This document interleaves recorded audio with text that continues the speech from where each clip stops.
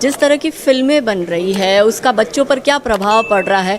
फिल्मों में मतलब ड्रग्स का इतना सेवन दिखा रहे हैं, शराब का सेवन दिखा रहे हैं, अश्लीलता दिखा रहे हैं, गाली गलौज चल रहा है।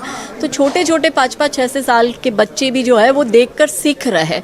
तो इस पर प्रतिबंध होना चाहिए। आर्टिस्टिक फ्रीडम के नाम पर या फ्रीडम ऑफ एक्सप्रेशन के नाम पर आप गलत चीज़ें दिखा रहे हो और भारत की पीढ़ी को बर्बाद करने की जो कुचेष्टा चल रही है, वही आज हमने विषय लेकर हमारे उपस्थित जो माननीय हमारे संतगण महंतगण थे, हमने चर्चा की इस विषय पर कि कैसे हम लोग इसके खिलाफ आवाज़ उठाए और आवाज़ को बुलंद करें कि ये चीज़ें सेंसर्ड होनी चाहिए। और दूसरा, जो भारत का गौरवशाली इतिहास है उस पर भी फिल्में बने। ऐसा नहीं है कि अच्छी फिल्में नहीं बन रही है। हमने देखा है कि कुछ पिक्चरें ऐसी अच्छी आई है, तानाजी जैसी फिल्म है, या शिवाजी महाराज पर फिल्म, छत्रपति शिवाजी महाराज पर फिल्म थी। केरला स्टोरी हमने देखी, कैसे लव जिहाद पर वो फिल्म पूरी बनाई गई, दिखाई गई, उसकी सत्यता बताई गई। तो भारत में जिस तरह से लव जिहाद बढ़ रहा है उसका सबसे बड़ा जो अगर कोई केंद्र है तो वो बॉलीवुड है। ये अपनी फिल्मों में हीरोइनें जो है वो हिंदू दिखाते हैं और हीरो जो होता है वो मुस्लिम होता है और बिल्कुल लव जिहाद दिखाया जाता है। तो इन सब चीज़ों को प्रतिबंधित करने के लिए हमें क्या करना चाहिए, हम क्या कर सकते हैं और कैसे इन पर हम सेंसर्ड करें, वो विषय पर चर्चा हुई।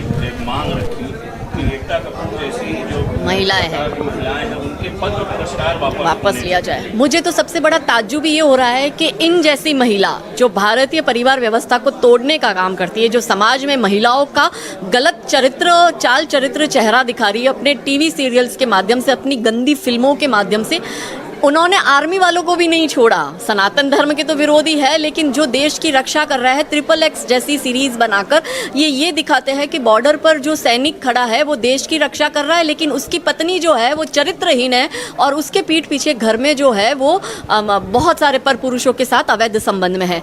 क्या भारतीय परंपरा में, भारतीय संस्कृति में क्या ये होता है? नहीं होता है। क्या हमारे जो सैनिक जो अपने जीवन का बलिदान दे रहे हैं, उनकी पत्नी एक एक सांस कैसे निकालती है वो मैं जानती हूँ, क्योंकि मेरी बहुत सी मित्र ऐसी है जो आर्मी ऑफिसर की पत्नियां हैं। उनकी हर घड़ी सांस चढ़ी रहती है कि कब पता नहीं फ़ोन आ जाए कि तुम्हारे पति का बलिदान हो गया। उस जीवन में, उस डर के माहौल में वो अपना जीवन पूरा व्यतीत करती है और उनका इतना गंदा चित्रण दिखाती है एकता कपूर जैसी महिलाएं।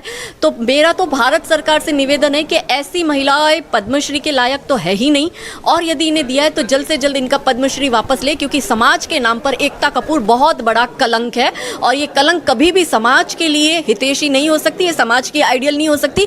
ऐसी महिलाओं का समाज में कोई स्थान नहीं है और ऐसी महिलाओं को आइसोलेट करना चाहिए। समय समय पे राजनीतिक जो नेता है वो भी सनातन धर्म को तोड़ मरोड़ बताते हैं, प्रस्तुत करते हैं। इस पे आप क्या मानते हैं? कोई कानून बनना चाहिए, क्या मानते हैं? देखिए, कानून तो अपना काम करता है, सरकारें अपना काम करती है, लेकिन समाज के रूप में हम क्या कर सकते हैं हमें ये भी सोचना है। क्यों किसी और मजहब विशेष के बारे में ये बोलने की हिम्मत नहीं करते? क्योंकि इन्हें पता है कि हम बोलेंगे तो हमारे सर तन से जुदा हो जाएंगे, चार्ली हेब्डो हो जाएगा भारत में।